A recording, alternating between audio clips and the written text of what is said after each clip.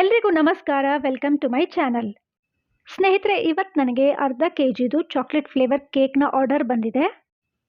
ಇದರಲ್ಲಿ ಸ್ಟ್ರಾಬೆರೀಸ್ನ ಕೂಡ ಇನ್ಕ್ಲೂಡ್ ಮಾಡಿ ಅಂತ ಕಸ್ಟಮರ್ ಹೇಳಿರೋದ್ರಿಂದ ನಾನಿಲ್ಲಿ ಸ್ಟ್ರಾಬೆರಿ ಫಿಲ್ಲಿಂಗ್ನ ಯೂಸ್ ಮಾಡಿ ಕೇಕ್ನ ಮಾಡ್ತಾ ಇದ್ದೀನಿ. ಮೊದಲಿಗೆ 5 ಇಂಚ್ ಕೇಕ್ ಟಿನ್ಗೆ ಆಯಿಲ್ ಹಾಗೂ ಬಟರ್ ಪೇಪರ್ ಹಾಕಿ ರೆಡಿ ಮಾಡಿ ಇಟ್ಟಿದ್ದೀನಿ. ಈಗ 180 ಗ್ರಾಮ್ನಷ್ಟು ಚಾಕ್ಲೇಟ್ ಪ್ರಿಮಿಕ್ಸ್ನ ತಗೊಂಡು ಅದಕ್ಕೆ 1.5 ಟೇಬಲ್ ಸ್ಪೂನ್ನಷ್ಟು ಎಣ್ಣೆ ಹಾಗೂ ಸ್ವಲ್ಪನೇ ನೀರನ್ನ ಹಾಕಿ ಕೇಕ್ನ ಬ್ಯಾಟರ್ ರೆಡಿ ಮಾಡಿ ಕೇಕ್ ಟಿನ್ಗೆ ಹಾಕೋತಾ ಇದ್ದೀನಿ. ಮೊದಲೇ ಪ್ರೀಹೀಟ್ ಮಾಡಿರೋ ಪಾತ್ರೆಯಲ್ಲಿ 30 ನಿಮಿಷಗಳ ಕಾಲ ಕೇಕ್ನ ಬೇಕ್ ಮಾಡೋದಕ್ಕೆ ಇಡ್ತೀನಿ. ಈಗ ಬೇಕಾಗಿರೋ ಕೇಕ್ನ ಕಂಪ್ಲೀಟಾಗಿ ಕೂಲ್ ಆಗೋದಕ್ಕೆ ಇಟ್ಟು ಆಮೇಲೆ ಲೇಯರ್ಸ್ನ ಕಟ್ ಮಾಡ್ಕೋತೀನಿ. ಮೊದಲಿಗೆ ಚಾಕುವಿನ ಸಹಾಯದಿಂದ ಮಾರ್ಕ್ ಮಾಡ್ಕೋತಾ ಇದ್ದೀನಿ. ಹಾಗೆ ದಾರದ ಸಹಾಯದಿಂದ ಲೇಯರ್ಸ್ನ ಕಟ್ ಮಾಡ್ಕೋತೀನಿ. ಇಲ್ಲಿ ಡೂಮ್ ಶೇಪ್ ಬರದೇ ಇರೋದ್ರಿಂದ ನಾನು ಕೇಕ್ನ ಟಾಪ್ ಲೇಯರ್ ಕಟ್ ಮಾಡ್ತಾ ಇಲ್ಲ, ಅದನ್ನು ಕೇಕ್ನಲ್ಲೇ ಇನ್ಕ್ಲೂಡ್ ಮಾಡ್ಕೋತಾ ಇದ್ದೀನಿ.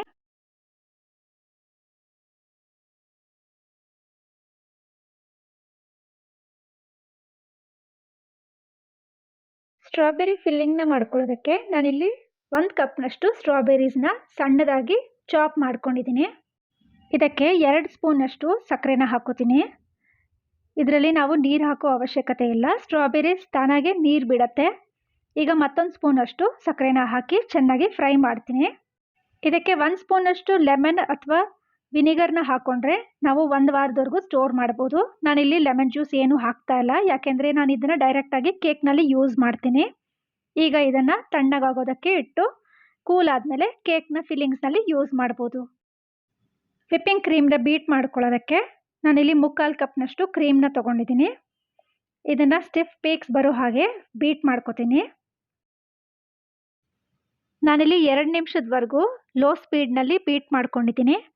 ಈಗ ಸೈಡ್ನಲ್ಲಿರುವಂಥ ವಿಪ್ಪಿಂಗ್ ಕ್ರೀಮ್ನೆಲ್ಲ ನೀಟಾಗಿ ಸ್ಕ್ರೇಪ್ ಮಾಡಿ ಈಗ ಮತ್ತೆ 2 ನಿಮಿಷ ಅಥವಾ 3 ನಿಮಿಷ ಸ್ಟಿಫ್ ಪೀಕ್ಸ್ ಬರೋವರೆಗೂ ಹೈಯೆಸ್ಟ್ ಸ್ಪೀಡ್ನಲ್ಲಿ ಬೀಟ್ ಮಾಡಿದ್ದೀನಿ.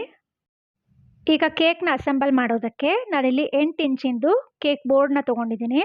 ಇದ್ರ ಮೇಲೆ ಸ್ವಲ್ಪ ವಿಪ್ಪಿಂಗ್ ಕ್ರೀಮ್ನ ಸ್ಪ್ರೆಡ್ ಮಾಡ್ಕೋತಾ ಇದ್ದೀನಿ.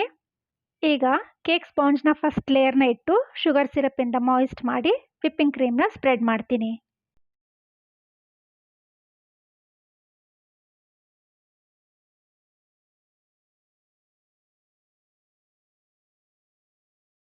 ಎರಡು ಸ್ಪೂನ್ನಷ್ಟು ಸ್ಟ್ರಾಬೆರಿ ಫಿಲ್ಲಿಂಗ್ನ ನಾನಿಲ್ಲಿ ಹಾಕಿ ಸ್ಪ್ರೆಡ್ ಮಾಡ್ತೀನಿ. ಇದೇ ಮೆಥಡ್ನಲ್ಲಿ ನಾನು ಕೇಕ್ನ ಸೆಕೆಂಡ್ ಲೇಯರ್ನ ಕೂಡ ಇಟ್ಟು ರೆಡಿ ಮಾಡ್ಕೋತೀನಿ. ನಾನು ಸ್ಟ್ರಾಬೆರಿ ಫಿಲ್ಲಿಂಗ್ ಮಾಡಿರೋ ಮೆಥಡ್ನಲ್ಲೇ ಕೂಡ ಪೈನಾಪಲ್ ಹಾಗೂ ಚೆರ್ರೀಸ್ನ ಯೂಸ್ ಮಾಡಿ ಫಿಲ್ಲಿಂಗ್ಸ್ನ ಮಾಡ್ಕೋಬಹುದು. ನೀವು ಕೂಡ ಹೋಮ್ ಬೇಕರ್ ಆಗಿದ್ದರೆ ಈ ಫ್ಲೇವರ್ನ ಟ್ರೈ ಮಾಡಿ ಅಂತ ನಿಮ್ಮ ಕಸ್ಟಮರ್ಸ್ಗೆ ರೆಕಮೆಂಡ್ ಮಾಡಿ, ಅವರು ನಿಜವಾಗ್ಲೂ ಇಷ್ಟಪಡ್ತಾರೆ.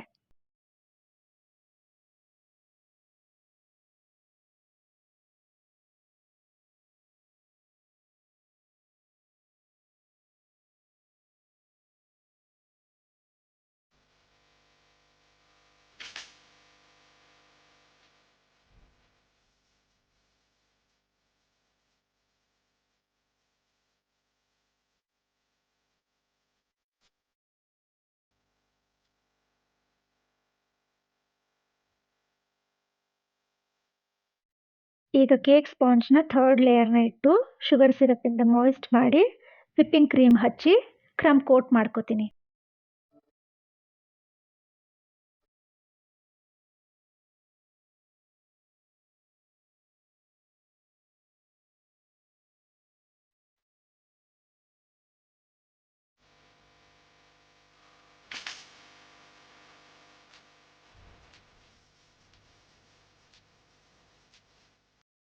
ಈಗ ನೀಟಾಗಿ ಕ್ರಮ್ ಕೋಟ್ ಆದಮೇಲೆ ಕೇಕ್ ಬೋರ್ಡ್ನ ನೀಟಾಗಿ ಕ್ಲೀನ್ ಮಾಡಿ ನಾನು ಈ ಕೇಕ್ನ ಫ್ರಿಜ್ನಲ್ಲಿ 10ರಿಂದ 15 ನಿಮಿಷ ಸೆಟ್ ಆಗೋದಕ್ಕೆ ಇಡ್ತೀನಿ.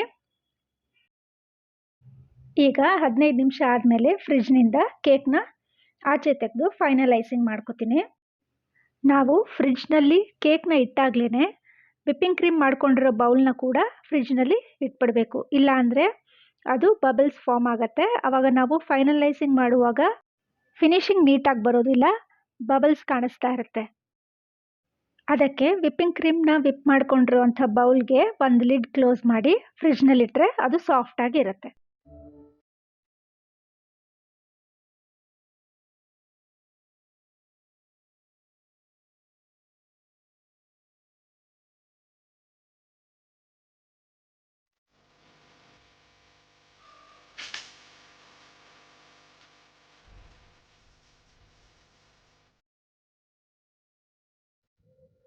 ಈಗ ನಾನು 2 ಸ್ಪೂನ್ನಷ್ಟು ನ್ಯೂಟ್ರಿಜೆಲ್ನ ಒಂದು ಬೌಲ್ಗೆ ಹಾಕೋತಾ ಇದ್ದೀನಿ.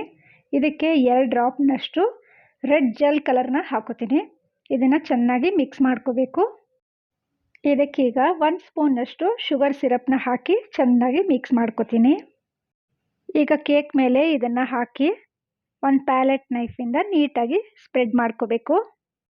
ನಿಮಗೆ ಜೆಲ್ ಸ್ವಲ್ಪ ಥಿಕ್ ಆಯಿತು ಅಂತ ಅನಿಸಿದ್ರೆ ಅದಕ್ಕೆ ಬೇಕಾದರೆ 1 ಸ್ಪೂನ್ನಷ್ಟು ಶುಗರ್ ಸಿರಪ್ ಅಥವಾ ಪ್ಲೇನ್ ವಾಟರ್ನ ಹಾಕಿ ಮಿಕ್ಸ್ ಮಾಡ್ಕೋಬೋದು.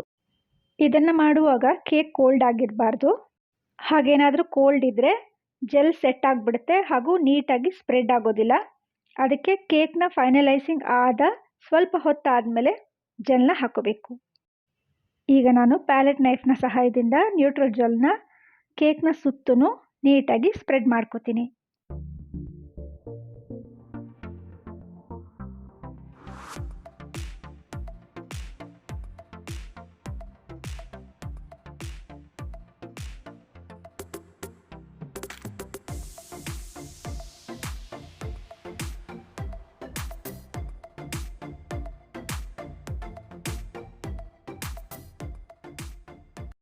ಈಗ ಬೇರೆ ಒಂದು ಬೌಲ್ನಲ್ಲಿ 1 ಟೇಬಲ್ ಸ್ಪೂನಷ್ಟು ನ್ಯೂಟ್ರಿಜೆಲ್ನ ತಗೊಂಡು 2 ಡ್ರಾಪ್ನಷ್ಟು ಬ್ಲ್ಯಾಕ್ ಜೆಲ್ ಕಲರ್ನ ಹಾಕಿ ಚೆನ್ನಾಗಿ ಮಿಕ್ಸ್ ಮಾಡಿಕೊಂಡು ಅದನ್ನು ಒಂದು ಪೈಪಿಂಗ್ ಬ್ಯಾಗ್ನಲ್ಲಿ ಹಾಕ್ಕೊಂಡಿದ್ದೀನಿ. ಪೈಪಿಂಗ್ ಬ್ಯಾಗ್ನ ನಾನು ಕಟ್ ಮಾಡ್ಕೊಳ್ಳುವಾಗ ಸಣ್ಣದಾಗಿ ಕಟ್ ಮಾಡ್ಕೊಂಡಿದ್ದೀನಿ. ಆಗ ಈ ಥರ ಡಿಸೈನ್ ಮಾಡೋದಕ್ಕೆ ಈಸಿ ಆಗುತ್ತೆ. ಈಗಾಗಲೇ ನಿಮಗೆಲ್ಲ ಗೊತ್ತಾಗಿರಬೇಕು ನಾನಿಲ್ಲಿ ಯಾವ ಡಿಸೈನ್ ಮಾಡೋದಕ್ಕೆ ಹೊರಟಿದ್ದೀನಿ ಅಂತ. ಹೌದು ಸ್ನೇಹಿತರೆ, ನಾನಿಲ್ಲಿ ಸ್ಪೈಡರ್ ಮ್ಯಾನ್ ಡಿಸೈನ್ ಮಾಡ್ತಾ ಇದ್ದೀನಿ. ಕಾರ್ಟೂನ್ಗಳಲ್ಲಿ ಬರೋ ಹಾಗೆ ಸ್ಪೈಡರ್ ಮ್ಯಾನ್ ಮುಖದ ಮೇಲೆ ಅಥವಾ ಮೈ ಮೇಲೆ ಲೈನ್ಸ್ ಏನಿರುತ್ತೆ ಆ ಥರ ಲೈನ್ಸ್ನ ಹಾಕ್ಕೊಂಡಿದ್ದೀನಿ. ಈಗ ಆ ಲೈನ್ಸ್ನ ಮಧ್ಯದಲ್ಲಿ ನಾನು ಡಾಟ್ಸ್ ಅಥವಾ ಲೈನ್ಸ್ ಹಾಕ್ಕೊಂಡು ಈ ಥರ ಉಲ್ಟಾ ಯು ಥರ ಹಾಕ್ಕೊಂಡು ನಾನು ಲೈನ್ಸ್ನ ಜಾಯಿನ್ ಮಾಡ್ಕೋತಾ ಹೋಗ್ತೀನಿ. ಈಗ ಇದೇ ಥರ ಉಲ್ಟಾ ಯು ಶೇಪ್ನಲ್ಲಿ ನಾನು ಎಲ್ಲ ಲೈನ್ಸ್ನೂ ಕನೆಕ್ಟ್ ಮಾಡ್ಕೋತಾ ಹೋಗ್ತೀನಿ. ಇದು ನೋಡೋದಕ್ಕೆ ಸ್ಪೈಡರ್ ಮ್ಯಾನ್ದು ವೆಬ್ ಏನು ಬರುತ್ತೆ ಆ ಥರ ಕಾಣ್ತಾ ಇದೆ. ಈ ಕೇಕು 4 ವರ್ಷದ ಮಗುಗೆ ಅದರ ಬರ್ಡೇಗೆ ಮಾಡಿಸಿರೋದು. ಆ ಮಗುಗೆ ಚಾಕ್ಲೇಟ್, ಸ್ಟ್ರಾಬೆರಿ ಮತ್ತು ಸ್ಪೈಡರ್ ಮ್ಯಾನ್ ಅಂದರೆ ಇಷ್ಟ ಅಂತ ಹೇಳಿದ್ರು. ಆದ್ದರಿಂದ ನಾನು ಈ ಎಲ್ಲ ಎಲಿಮೆಂಟ್ಸ್ನ ಯೂಸ್ ಮಾಡಿ ಈ ಕೇಕ್ನ ಮಾಡಿದ್ದೀನಿ. ಈಗ ಇದಕ್ಕೆ ನಾನು ಫಾಂಡೆಂಟ್ನಲ್ಲಿ ಕಟ್ ಮಾಡಿರೋ ಸ್ಪೈಡರ್ ಮ್ಯಾನ್ನ ಕಣ್ಣುಗಳನ್ನ ನಾನು ರೆಡಿ ಮಾಡ್ಕೊಂಡಿದ್ದೀನಿ. ಸ್ನೇಹಿತರೆ, ನಾನಿಲ್ಲೊಂದು ತಪ್ಪು ಮಾಡಿದ್ದೀನಿ. ಅದೇನೆಂದರೆ ನಾನು ಫಾಂಡೆಂಟ್ನ ಸ್ವಲ್ಪ ದೊಡ್ಡ ಸೈಜ್ನಲ್ಲಿ ಕಟ್ ಮಾಡಿಬಿಟ್ಟೆ. ಅದನ್ನು ಇಟ್ಟಾದಮೇಲೆ ನನಗೆ ರಿಯಲೈಸ್ ಆಯಿತು. ಈಗ ನಾನು ಇಟ್ಟಿರೋ ಫಾಂಡೆಂಟ್ನ ತೆಗೆದ್ರೆ ಅಲ್ಲಿ ಮಾಡಿರೋ ಡಿಸೈನ್ ಹಾಳಾಗುತ್ತೆ. ಅದಕ್ಕೆ ಅದನ್ನು ಹಾಗೇ ಬಿಟ್ಬಿಟ್ಟೆ.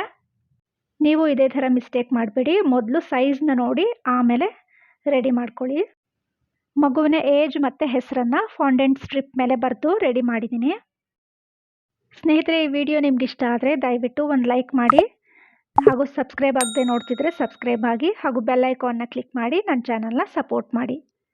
ಇದೇ ಥರ ಮತ್ತೊಂದು ಹೊಸ ರೆಸಿಪಿಯೊಂದಿಗೆ ನಾನು ನಿಮಗೆ ಮತ್ತೆ ಸಿಗ್ತೀನಿ. ಹಾಗಿದ್ರೆ ಹೋಗಿ ಬರಲಾ? Thanks for watching.